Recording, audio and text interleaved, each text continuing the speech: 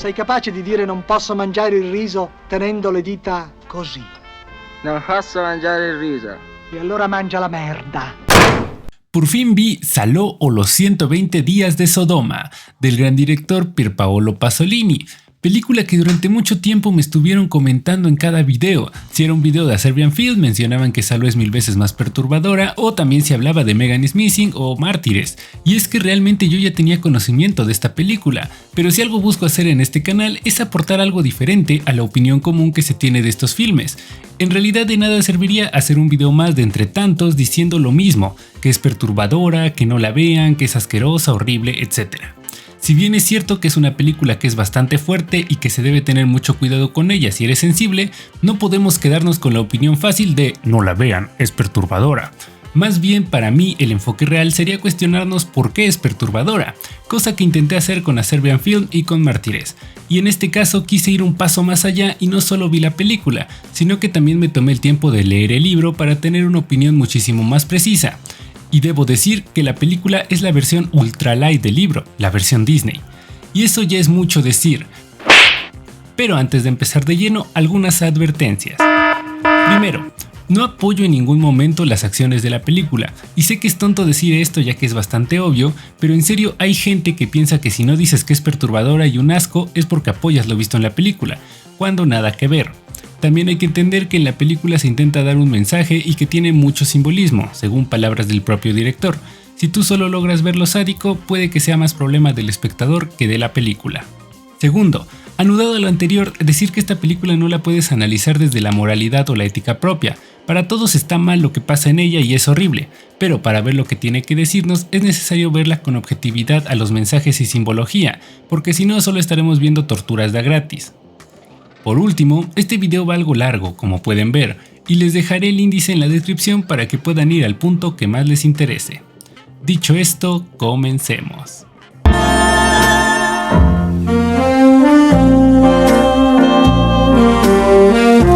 Los 120 días de Sodoma es un título que debe ser tratado con mucha madurez. Escrito por el Marqués de Sade cuando estuvo en prisión, nos narra la historia de 4 libertinos, un duque, un banquero, un obispo y un presidente, que representan los 4 poderes de Francia, que deciden encerrarse 120 días en un castillo de uno de ellos con sus 4 esposas, que son hijas de ellos mismos, pero intercambiadas. Es decir, la hija del banquero es la esposa del duque, las hijas del duque son las esposas del obispo y del presidente, y la hija del presidente es la esposa del banquero. Se encierran en el castillo con 8 chicos de 12 a 15 años, 8 chicas de la misma edad, todos secuestrados, 8 folladores que estarán al servicio de los libertinos, 4 madronas que van a contar sus anécdotas y personas de servicio, cocineras, sirvientas, etc. Son solo esos los personajes. Ahora bien, el hecho de que el libro sea más fuerte que la película tiene una razón y no es por la censura en pantalla, pero antes de llegar a eso quiero puntuar las diferencias más notorias para que vean a qué me refiero, las cuales serían: primero, en la película tenemos a 3 señoras encargadas de contar las historias, divididas en círculos, una referencia a la Divina Comedia de Dante Alighieri. El primer círculo es el círculo de las manías, todas estas prácticas que no llevan penetración. El segundo es el círculo de la mierda, coprofagia, y el último es el círculo de la sangre, donde son manías mortales. En la película nos cuentan un aproximado de 4 anécdotas por cada círculo, mientras que en el libro la cosa es bastante diferente. Hay en realidad 4 historiadoras que nos contarán cada una 150 pasiones, que son las pasiones simples, las complejas, las criminales y las mortales. Es decir que en total el libro tiene 600 anécdotas de este tipo, 150 que no incluyen penetración, 150 que ya la incluyen con actos lascivos, 150 que ya son castigos corporales, incluyendo bestialismo, amputación y crueldad, y 150 que son mortales, es decir, formas de asesinar con ensañamiento y odio. La segunda diferencia más notoria fueron sus hijas. En el libro las hijas de los libertinos tienen gran importancia precisamente porque en ellas recae la mayoría de las infamias de estos, debido a que en el libro tienen muy organizado todo. Es decir que en este están programadas las pérdidas de las virginidades de los niños para hasta los últimos meses. Por ende, cuando requerían hacer algo se lo hacían a sus hijas o a las historiadoras. Cabe destacar que una de las hijas está embarazada, solo para que se vayan dando una idea de por qué les digo que el libro es peor que la película. La tercera diferencia más notoria es cómo matan a los chicos, ya que si bien en la película es de una forma brutal, hay que decir que en el libro es al menos 10 veces más sádica y horrible. También que los asesinatos son uno por día y no todos de golpe como en la película. Como diferencias pequeñas pero que vale la pena mencionar, tenemos principalmente que en el primer relato, en la película la historiadora menciona que era un profesor, mientras que en el libro era un sacerdote. Un cambio demasiado sutil pero que realmente sí cambia todo el tono del relato muy drásticamente. Y no solo en esa ocasión, sino que muy seguido en el libro los protagonistas de las anécdotas son gente con puestos en la iglesia, ya que al menos en el libro la primera historiadora creció en un convento, y dice la historiadora que esa anécdota le pasó a los 4 años, lo cual también cambia muchísimo todo. Otra diferencia pequeña es que las historiadoras son más feas conforme las pasiones son más crueles, ya que ellas lo vivieron. Claramente el año es un cambio que me resultó bastante interesante, pues una fecha cercana al final de una guerra es buena para adaptar esta historia, y siendo la fecha casi el fin de la Segunda Guerra Mundial, nos lleva a una historia cuanto menos realista, donde líderes italianos pueden hacer con las personas lo que quieran porque tienen el poder de su lado.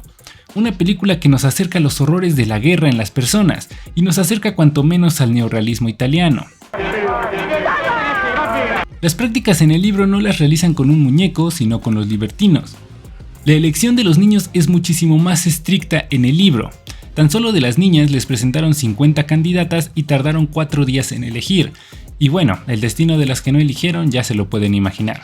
Y con los muchachos les ofrecieron 150 y tardaron 9 días en decidir.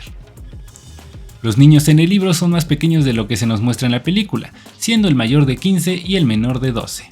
En el libro hay un horario bien definido para todas las actividades diarias. En el libro no hay soldados que ayuden a los libertinos, solo son ellos, las historiadoras, las esposas y la gente de servicio para la cocina. En el libro tenían baños, pero nadie tenía permiso de usarlo, salvo las historiadoras en ciertas ocasiones, y los niños se veían obligados a defecar en los pantalones o en el piso, y posteriormente ya no podían defecar en ningún otro lado que no sea en la boca de los libertinos. Ahora bien, ya conociendo las diferencias más notorias entre el libro y la película, cabe preguntarnos ¿por qué estos cambios? Si Pasolini quería hacer una adaptación de los 120 días de Sodoma, donde se mostraran asesinatos, abusos y parafilias, ¿por qué no dejarla tal cual la obra original? Y bueno, es que la verdad, ambas obras, tanto el libro como la película, tienen una intención y mensaje diferente. Y ya sé que puede sonar algo sin sentido. ¿Cómo puede buscar algo diferente si es una adaptación? Y es que en realidad tienen varios puntos parecidos, pero otros que no. Y es que en la obra del Marqués de Sade hay una postura ideológica muy marcada sobre el libertinaje. En el libro, el autor defiende el libertinaje cada que puede, trata de convencer al lector de que su postura es la correcta.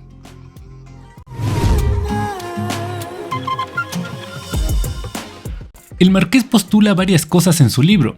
Primero, y no porque ese sea el orden de importancia, hace una reflexión sobre el libertinaje, pues el Marqués en el libro expone varias veces que el libertinaje es algo necesario en los humanos, y de hecho lo defiende diciendo varias veces a través de sus personajes que es algo de la naturaleza humana, que nacemos con esta necesidad de placer y que al nacer con él no está mal satisfacerlo, así eso implique afectar a otras personas.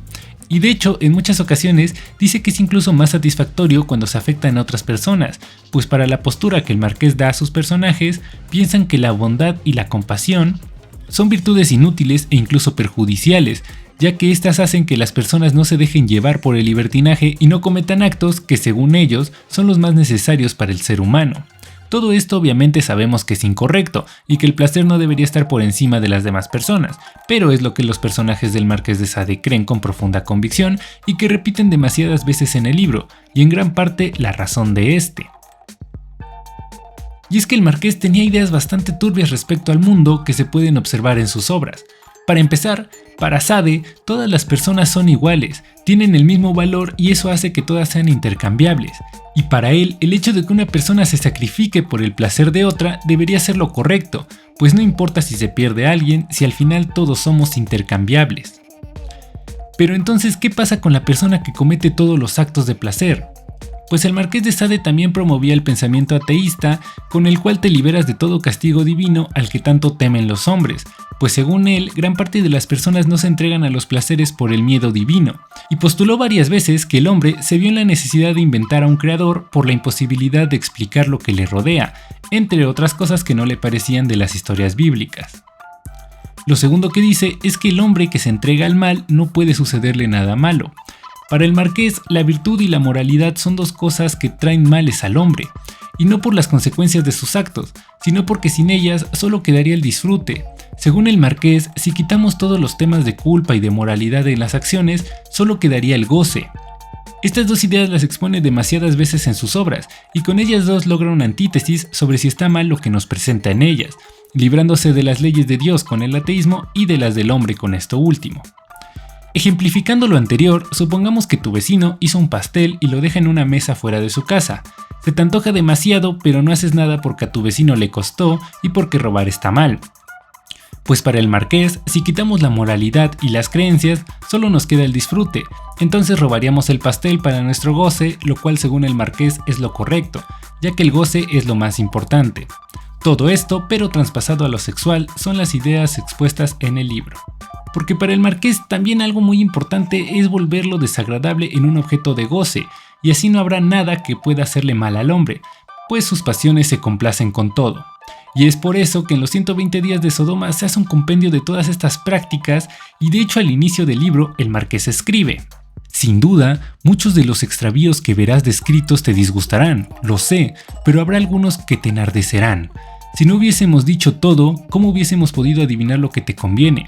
Eres tú quien tiene que tomarlo o dejarlo y abandonar el resto. Otro hará lo mismo que tú y poco a poco cada cosa habrá encontrado su lugar. Imagina una magnífica comida donde se te ofrecen 600 platillos a tu apetito. ¿Los comerás todos? No, sin duda, pero este número prodigioso amplía tus límites de elección y encantado por este aumento de facultades no regañas al anfitrión que te regala. Haz lo mismo aquí, escoge y deja al resto sin reclamar contra él solo porque no tiene el talento de complacerte. Piensa que complacerá a otros y sé filósofo. Básicamente aquí el marqués quiere hacer pasar las parafilias descritas en su libro como cuando nosotros hablamos de música, diciendo que habrá cosas que a ti no te gusten pero que a otras personas sí, y que si encuentras lo que te gusta no debes criticar a lo que no, pues a otras personas sí les gustará. Pero ojo, esto es lo que postula el marqués, en ningún momento yo estoy diciendo que esté bien, y de hecho el mismo libro tiene una advertencia en sus primeras páginas, después del intercambio de las hijas y de algunas reuniones libertinas, donde nos da una idea concisa de lo que va el libro. Nada hay sin duda más voluptuoso en este proyecto que la manera lujuriosa en que se procedió, y por esta manera y los diferentes relatos que formarán esta obra es por lo que aconsejo, después de esta exposición, que toda persona devota deje enseguida este libro, ciérrelo y no vuelva a pensar en él si no quiere ser escandalizada por una parte de la realidad, porque el plan literario es poco casto y nosotros respondemos por anticipado que la ejecución del mismo lo será mucho menos. Siguiendo con las ideas del Marqués de Sade y el porqué del libro, quiero hablar sobre la decisión de por qué un obispo, un duque, un presidente y un financiero. Sabemos que representan los 4 poderes de Francia, pero en el libro no solo es eso. Y para ello quiero que hablemos rápido de la vida del marqués.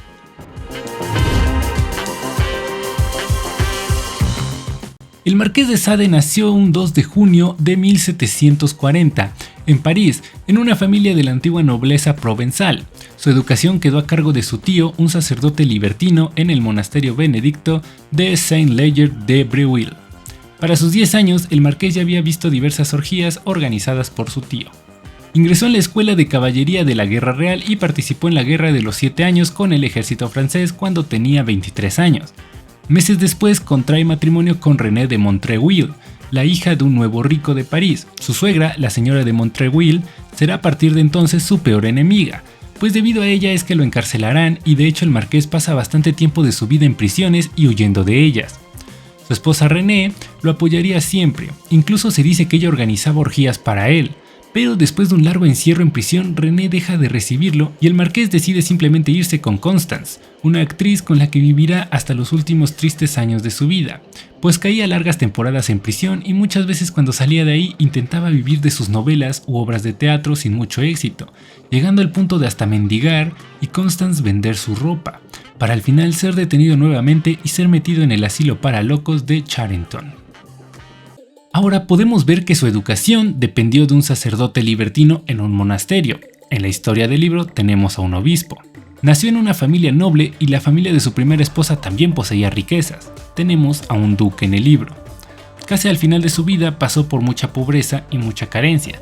Tenemos a un banquero, y vivió de cárcel en cárcel durante su vida por todos los escándalos y por su suegra. También tenemos a un presidente. Simone de Beauvoir, en su ensayo Debemos quemar al marqués, explica que en realidad el marqués no es tanto el monstruo que parece, pues realmente siempre se caracterizó por ser muy amable y muy buen conversador. Beauvoir explica que estos comportamientos de intentos libertinos no eran raros en jóvenes acomodados de la época que querían ejercer su privilegio sobre otros, y que la única forma en que pueden hacerlo, al no poder replicar las hazañas de sus antepasados, era mediante la sexualidad. Y es por eso que frecuentaban los prostíbulos, pues pagaban el derecho de desencadenar sus sueños. Y de hecho muchas de las acciones cometidas por la aristocracia de esa época eran peores que las que hizo el marqués y por las cuales lo juzgaron. Solo que claro, fue él quien escribió obras tan polémicas y tenía una suegra que lo odiaba. Pero entonces para Beauvoir, Sade habla tanto de este espíritu libertino y libre, no porque lo poseía, sino porque lo ansiaba. Ahora bien, expliqué la postura del marqués respecto a los temas que habla en su libro y también hablamos de su vida y cómo ésta influyó en él para llegar a este punto, en el que tal vez, y solo tal vez, el marqués usa estas ocupaciones, específicamente ocupaciones que marcaron toda su vida, para hacer que adopten la forma de vivir tan libertina que este hombre defendía en sus ideales y en efecto ansiaba esto. Los 120 días de Sodoma es un libro donde él puede plasmar el mundo como tal vez le hubiera gustado que sea, con presidentes, obispos y banqueros partidarios de sus ideas, con ideologías de un placer que no importa que dañe a otras personas. El marqués tenía esta ideología, y para él el libro es un intento también de lograrlo. Recordemos que dice que cada uno en el libro encontrará una práctica que le guste y que no se debe molestar por las que no. El libro del marqués es más un intento de defensa y difusión de su ideología. Lo vemos en los largos discursos defendiendo el libertinaje, donde también usó los personajes que marcaron su vida para darles estas ideas que le hubiera gustado que tuvieran. Ok, ahora como opinión personal, toda la ideología del Marqués de Sade está mal.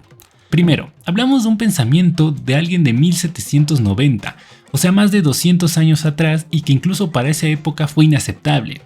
Y realmente yo soy partidario de no juzgar a las ideologías de los demás, pero en este caso está más que claro que esta no es una a la cual seguir, pues está bien vivir en la forma que quieras siempre y cuando no dañes a otras personas. Y como lo vemos, esto no es algo que la ideología de Sade tenga en cuenta. Por ende, es una forma de pensar negativa y que nadie debería considerar para vivir de esa forma. Ahora bien, con todo esto, ¿qué hay de la película? Porque claro, es a lo que entraron al video. Los 120 días de Sodoma es una historia a modo de antología. Varias historiadoras cuentan diversas historias a un grupo de personas. Es decir, tenemos varias historias dentro de una historia.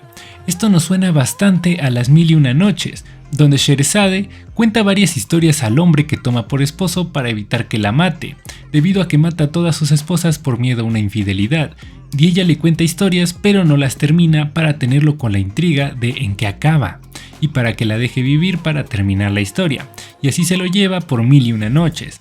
Esta historia curiosamente también la adaptó Pasolini, y esto en realidad no tiene mucho que ver con el tema, pero es curioso que sea así. Y en serio, aunque Pasolini adaptó la historia del Marqués de Sade a una película, realmente el mensaje no es el mismo. Y esto es lo que me parece más impresionante, porque es la misma historia, pero no con la misma intención, ni es el mismo mensaje el que quieren transmitir. Ma cosa vi abbiamo fatto? Cosa volete farci? Lo vedrete presto, capirete adesso quanto le vostre colpe siano state gravi. Pasolini nació en 1922 y murió en 1975 bajo circunstancias terribles, ya sea asociadas con sus ideas políticas o con la misma película. Pero como contextualización, la Segunda Guerra Mundial tiene lugar en 1937 y terminó en 1945. Es decir, Pasolini, italiano, vio el inicio y el fin de esta guerra y no solo eso, formó parte del Partido Comunista Italiano. Es decir, un partido que pasó a ser contraparte de la República Social Italiana y obviamente estar en contra del sujeto con bigote, tanto así que pasó a ser ilegal y clandestina. Ahora bien, recordemos que una de las diferencias principales entre el libro y la película es precisamente la época. Pasolini ubica la historia en 1945, es decir, el año de la finalización de la guerra, y este cambio realmente hace que todo el concepto de la historia que nos presentó el Marqués de Sade sea completamente diferente. porque tenemos que notar algo muy importante, y es que en el libro lo importante es que los 4 libertinos tengan placer. Todo lo que hacen, por más malo que sea, es para llegar al placer, a lo sexual. En el caso de la película, esto, si bien es la excusa para realizar todo, se queda implícitamente en segundo plano, pues aunque sí hay un disfrute por las acciones, se nota más un énfasis en demostrar el poder de los 4 libertinos. I più piccoli atti religiosi da parte di qualunque soggetto verranno puniti con la muerte. Y esto es sumamente importante. Cada práctica que menciona el marqués tiene por objetivo satisfacer el deseo, pero en la película no siempre es así. A veces simplemente son malos porque pueden. Vorrebbe dunque negli umili, negli infelici. En el libro nunca matan a nadie por no seguir las reglas, sino que aprovechan la oportunidad para ejercer un castigo que implique lubricidades. En la película es más importante mostrar el poder de estos personajes, mostrar qué pasa si no siguen las reglas.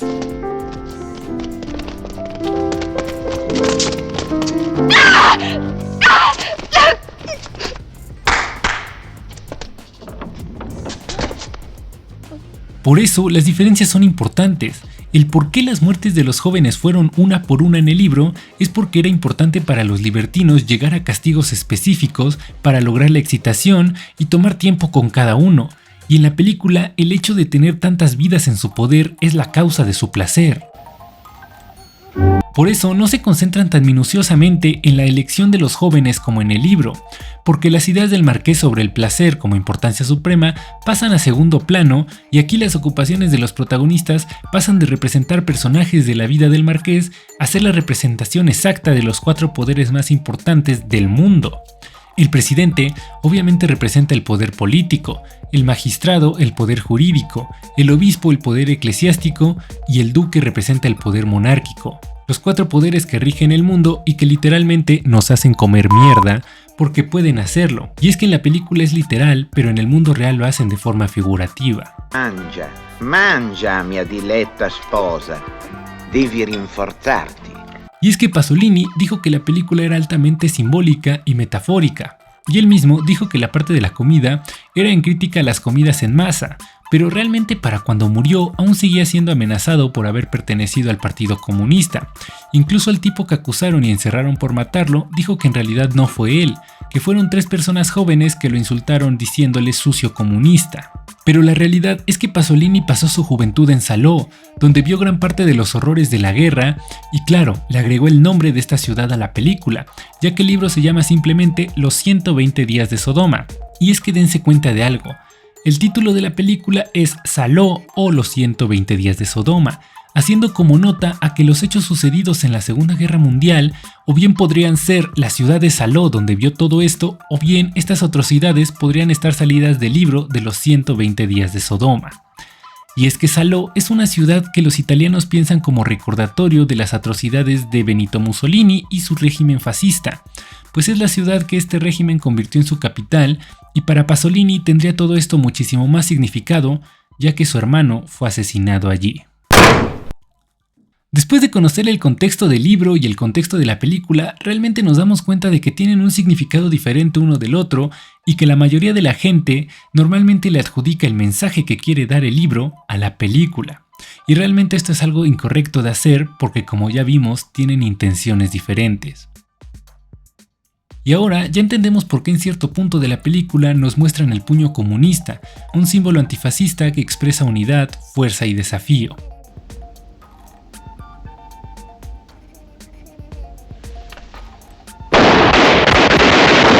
Como dije anteriormente, esta película nos acerca al neorrealismo italiano, movimiento que Pasolini conocía bastante bien.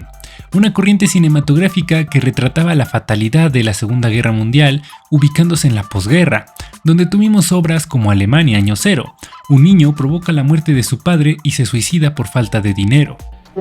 Come hai potuto fare questo? E non me l'aveva ordinato lei. Io? Non ti ho detto nulla io! Roma, Ciudad Abierta. Un hombre pertenece al Partido Comunista, del que ya hemos hablado, y debe escapar de la ciudad, pero lo traiciona su amante y lo torturan y a un sacerdote que lo ayudaba lo fusilan enfrente de los niños de su parroquia. E nunc semper et in saecula. Por eso digo que Los 120 días de Sodoma podría fácilmente ubicarse en este movimiento. Es una película que nos muestra los horrores de la Segunda Guerra Mundial, ubicada en la casi posguerra 1945. 4 libertinos bien acomodados de esta situación se aprovechan de su poder para infligir daño en los menos afortunados con el fin de obtener placer. Saló y los 120 días de Sodoma es una mirada de cerca de un hombre que vio los horrores de la guerra en carne propia y que no encuentra diferencia entre estos o el libro más sádico escrito jamás, que encuentra cómo hacer que se represente esta crueldad mediante una obra de más de 200 años, que nos muestra cómo los 4 poderes del mundo nos obligan a comer sus heces, cómo nos pueden tener a sus reglas, por más asquerosas o tontas que sean. Incluso nos hace ver cómo se burlan de las prácticas que nosotros parecemos hacer por amor y que para ellos son una burla, que no es tan seria ni tan santa, pues tienen el poder para hacer y deshacer. Y al final, si tú pudieras elegir entre meterte en su camino y evitar que sigan lastimando, te quedarías sin hacer nada, porque aunque sepas que hay gente sufriendo y que tú tienes el arma en las manos, el poder que tienen y el miedo que te han infringido es tan real que prefieres no hacer nada, que prefieres bailar e ignorar que todo esto esté pasando. Después de todo esto, espero que puedan ver la película de otra forma, buscando los simbolismos asociados con la época, que es como Pasolini la concibió, y sobre todo que no siempre se queden con la primera opinión y la frase fácil de no la vean, es perturbadora, sin antes preguntarse qué nos quiere decir el director y por qué escogió esta forma de decirlo. Ahora saben por qué Pasolini quiso hacer esta adaptación y cómo quiso comparar los horrores de la guerra con un libro puramente sádico. Saló es una película que intenta exponer los horrores del fascismo, comparándolos con el libro del Marqués de Sade, y que también habla sobre el control que tienen los 4 poderes que rigen el mundo sobre las masas, y cómo nos pueden obligar a comer mierda si eso es lo que quieren. ¡Mangia! Y es que al menos el 90% de las veces, o eso espero, el director y los guionistas ponen las cosas en pantalla o escriben las historias para transmitirnos algo, y en su mayoría nada es al azar. La cosa es que no pueden explicar la intención de cada toma a cada espectador. Cada uno debe interpretarlo y descubrir si entendemos la intención de la película o simplemente nos dejamos llevar por lo superficial. Y si después de verla se quedaron con una sensación mala, tal vez les ayude a saber que todos los actores que hacían de jóvenes ya tenían más de 18 años. Y según la actriz Hélène Surrier, afirmó que el ambiente era bastante jovial en el set y que ninguno de los actores adolescentes resultó herido o traumatizado. Ella dijo que la abundancia de adolescentes que nunca habían actuado antes hacía que el ambiente fuera feliz y a veces incluso divertido, y el elenco a menudo se gastaba bromas pesadas entre ellos. Incluso Paolo Bonacelli ayudaba a actuar a los actores inexpertos e incluso jugaba pinball con los actores jóvenes en las pausas, y el excremento era salsa de chocolate con mermelada de naranja. Y allora mangia la merda. Y bueno amigos, poco más se puede decir de Saló, probablemente una de las películas más prohibidas en todo el mundo, si no es que la más prohibida, y que seguirá siendo motivo de conversación, pues a pesar de su mensaje no podemos ignorar el contenido gráfico de la misma y que obviamente no es una película para todos.